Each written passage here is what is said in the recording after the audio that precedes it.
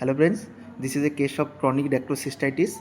In this patient, you can easily see that there is a swelling portion which is lateral to the nose portion. Okay, তোমার কতদিন ধরে সমস্যাটা হচ্ছে? এটা এটা হচ্ছে আষাঢ় মাস থেকে। আষাঢ় মাস থেকে, তো প্রায় 6 থেকে 8 মাসের একটা চিপ কমপ্লেন দিচ্ছে পেশেন্টের ক্ষেত্রে।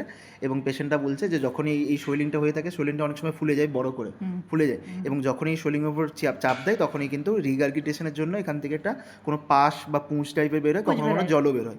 তাহলে this is a case of dacryocystitis, but this is a not case of acute dacryocystitis because এর কোনো অ্যাকুট কোনো ইনফ্লামেশনের কোনো সাইন নেই, লাইক কোনো ফিভার নেই, কোনো জ্বর হয়েছিল, কোনো জ্বর হয়নি, তো এটা অনেক দিন ধরে হয়ে আছে, তো ক্রনিক ড্যাক্রোসিস্টাইটিস কেস। তাহলে কোনো ব্যাকটেরিয়াল বা কোনো এই ধরনের কোনো ইনফেকশনের কোনো কেস নেই।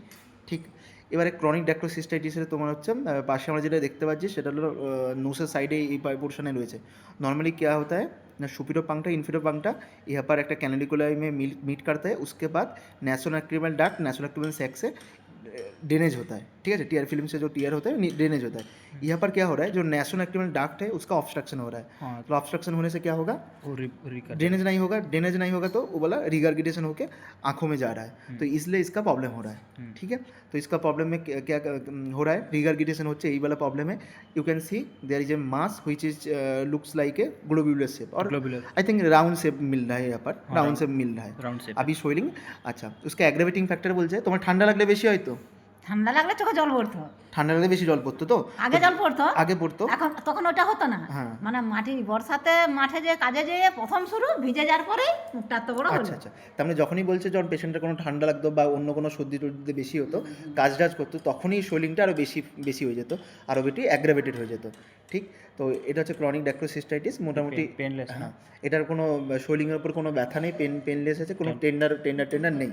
এটা হচ্ছে এক্সামিনেশন মোটামুটি করে। এর তাহলে এখন কী করতে হবে, এর একটা অপারেশন আছে, সেটা হলো DCR প্রসিডিওর করতে হবে, डैक्रोसिस्टोराइनोस्टोमी।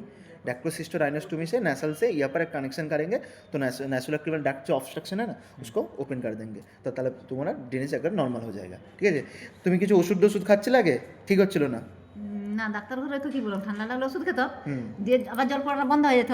আর এইটার কথা বলছো যখনই খুঁজ বেড়াচ্ছে, মানে জল জমা খুঁজে যাচ্ছে, তখনই এবার ডাক্তার ঘরে ওষুধ খাচ্ছি। আচ্ছা, তাহলে তো এনে দিদি বলছেন যে ওষুধ খেতো বা ওষুধ খেয়ে ঠিক হয়নি, আর এই ধরনের যেগুলো সমস্যা হলে মোটামুটি আপনাদেরকে ওটাই করতে হবে, যে একটা চিকিৎসা অপথলমোলজিস্ট চক্ষু বিভাগের একটা পরামর্শ নিতে হবে, এবং সাথে সাথে এটার কিন্তু একটা অপারেশনই হচ্ছে ডেফিনেটিভ অপশন। ওষুধ গিয়ে কিছু সময়ের জন্য ঠিক হবে, তারপর আবার পুনরায় হবে। ঠিক আছে, তো এটাই হচ্ছে সমস্যা, এটা হচ্ছে DCR।